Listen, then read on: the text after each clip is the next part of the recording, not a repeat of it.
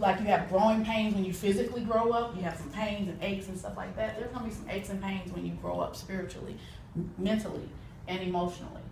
For me, the pits, I tell you, can be interesting. I started off with my very first pit at the age of 14 when I discovered my mother was on crack cocaine. And from there, I had to grow up really fast, help pay bills, work my way through high school, not just college, high school, because I lived a very nice middle class life. I was very spoiled until that moment.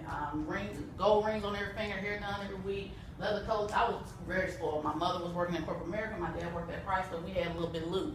So I was spoiled. But I went from having the palace experience at a young age to a pit very fast. And I had to work my way, and I still work my way through the rest of my life, point blank period. I had to start at 14. And so that was the biggest pit of my life. And then I got into some palace moments in college. I went on and became Miss Kentucky State University. That was a big palace moment. It was actually symbolic. I had a crown and everything. Hey!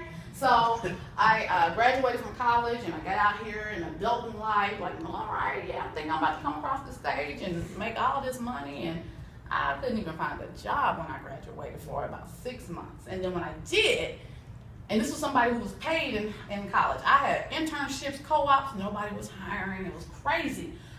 So I had to be humbled a little bit, I think, from that experience. I ended up working like 3 jobs to make ends meet, lived with my godparents, and I felt like, what's going on? And I discovered what my purpose was, and that some of my purpose was in my mouth when I was in Miss Kentucky State University.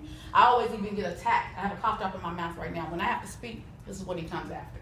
So, fast forwarding to recently, just last year, I got upset with God. I'm single, and although I do very well in my career, I just got frustrated with the Lord. I was like, you know what, some things aren't happening that I want to happen, not just in my singleness, but other things that I want to have happen. You just aren't moving fast enough for me, and doing this thing with you just ain't working for me. So I started haphazardly coming to church, halfway paying my tithe, blah, blah, blah. And it felt kind of good, because the enemy, when you ain't doing right, the enemy will leave you alone. So I felt like I was free and clear. I was doing my thing. Then I got snatched back into reality and started etching my way back to the house of the Lord and doing things right. And as soon as I got back in the fold, car accident.